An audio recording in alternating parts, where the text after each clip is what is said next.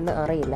തിരിച്ചെനിക്ക് call വന്നു. പക്ഷേ എയർപോർട്ടിൽ വിട്ട ആളോടല്ലായിരുന്നു. സ്നേഹമോ എക്സൈറ്റ്മെന്റോ ഇല്ല.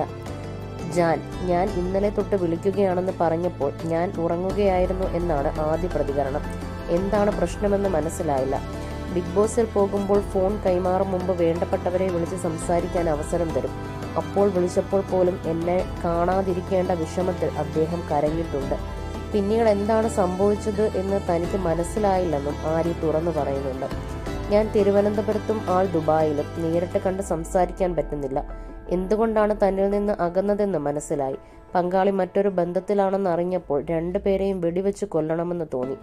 ഇന്നും അതാണെൻ്റെ മാനസികാവസ്ഥ. ഇന്ന് പക്ഷേ കൊല്ലാനുള്ള ദേഷ്യമൊന്നുമില്ല. പക്ഷേ അവർക്കെന്തെങ്കിലും സംഭവിച്ചെന്ന് കേട്ടാൽ ലോകത്തിലെ ഏറ്റവും സന്തോഷവതി ഞാനായിരിക്കും. അവർ കല്യാണം കഴിച്ച് വളരെ ഹാപ്പിയായി ജീവിക്കുകയാണെന്നറിയാം. അങ്ങനെ തന്നെ പോട്ടെ. പക്ഷേ അവർക്കെന്തെങ്കിലും പറ്റിയെന്ന് കേട്ടാൽ താൻ